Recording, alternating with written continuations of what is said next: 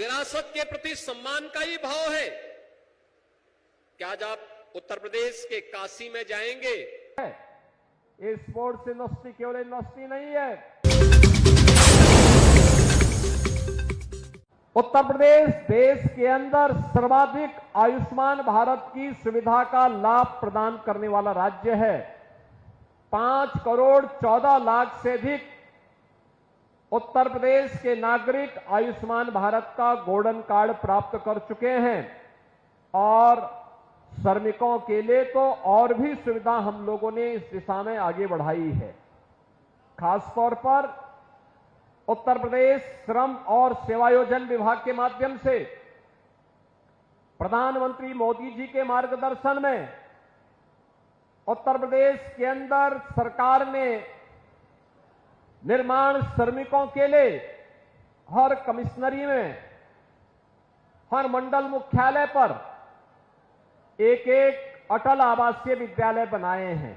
अटल आवासीय विद्यालय यह शिक्षा के क्षेत्र में एक आमूलचूल परिवर्तन की दिशा में उठाया गया कदम है, जिसमें रजिस्टर्ड निर्माण श्रमिकों के बच्चों को निःशुल्क अध्ययन की सुविधा का लाभ उनके रहने और उनके सर्वांगीण विकास के लिए शैक्षणिक विकास हो और सर्वांगीण विकास हो, इसके लिए एक बड़े कार्यक्रम को लेकर के आज राज्य सरकार ने कदम बढ़ाए हैं।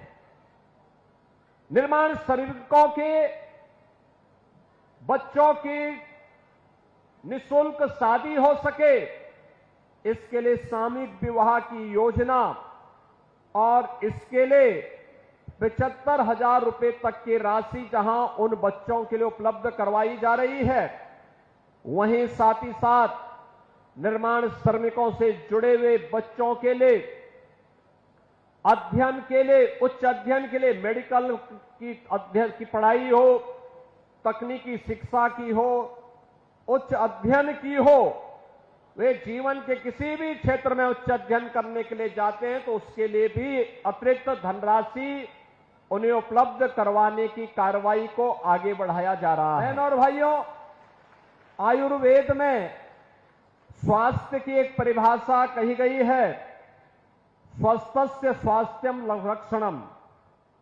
आतुरस्य विकार प्रशमनम च, यानी स्वस्थ व्यक्ति के स्वास्थ्य की रक्षा करना तथा रोगी के रोग का शमन करना, ये आयुर्वेद का प्रयोजन है।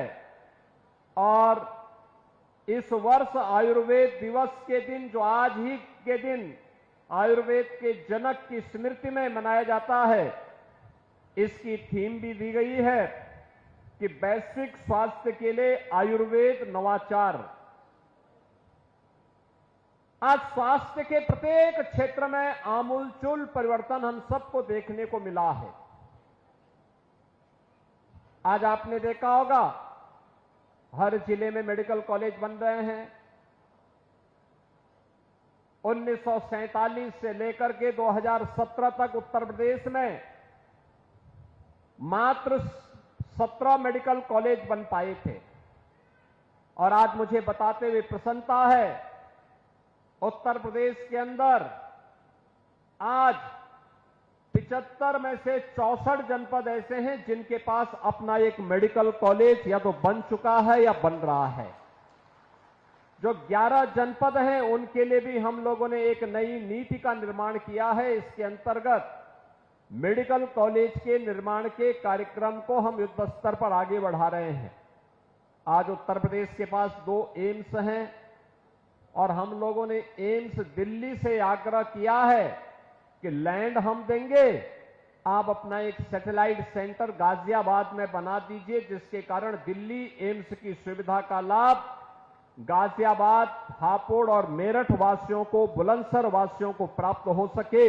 इसके लिए एक सहमति आगे बन रही है और मुझे विश्वास है कि यह कार्यक्रम हम बहुत शीघ्र आगे बढ़ाने का कार्य करेंगे। मेरठ में जो स्पोर्ट्स यूनिवर्सिटी बन रही है, ये स्पोर्ट्स यूनिवर्सिटी केवल यूनिवर्सिटी नहीं है, वर्ल्ड क्लास फैसिलिटी के साथ नए खिलाड़ियों को तलाशने और उनको तराशने का काम करेगा।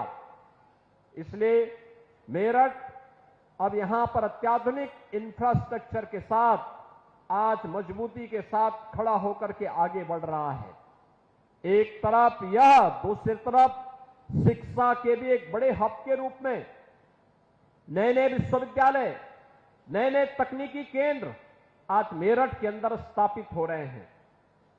सरकार इन सुविधाओं को पूरी मजबूती के साथ आगे बढ़ाने का काम कर रहा है। ये डबल इंजन की सरकार का यही लाभ है। बिना भेदभाव के आपको इन सुविधाओं का लाभ मिलेगा।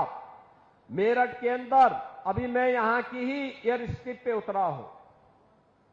मैं हिंडन में नहीं उतरा, मैं सहारनपुर में भी नहीं उतरा, दिल्ली में भी नहीं, मेरठ में ही मैंने अपना एयरक्राफ्ट उतारा है और यहीं पर उतर करके मैं आपके बीच में मात्र 15 मिनट में कंकड़खेड़ा में पहुंचा हूं।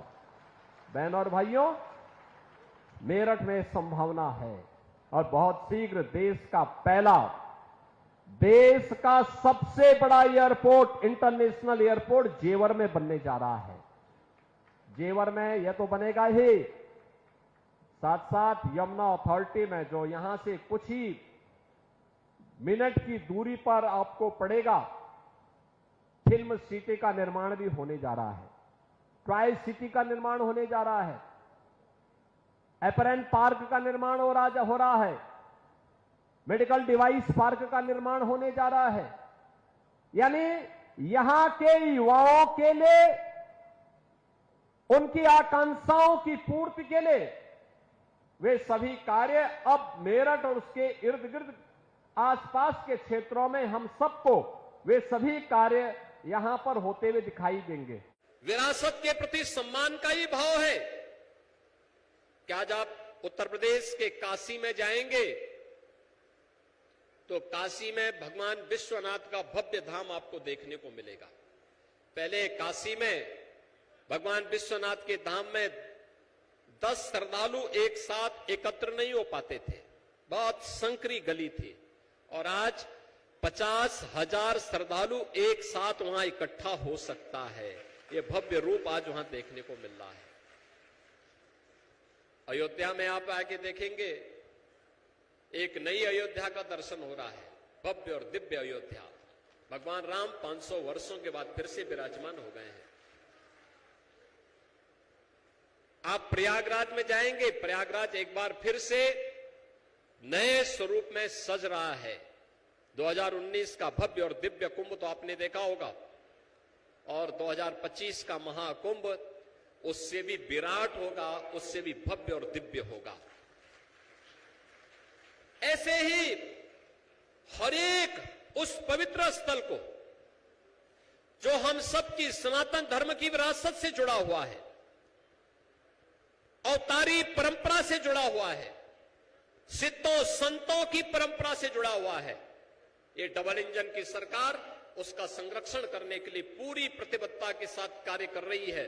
क्योंकि विरासत का संरक्षण करके ही हम उज्जवल भविष्य की कामना को सार्थक कर पाएंगे और 2047 में भारत को विकसित भारत बनाना है। तो विरासत और विकास, विरासत और विकास का यह अद्भुत संगम भारत को दुनिया के सामने सबसे बड़ी ताकत के रूप में स्थापित करने में सफल होगा।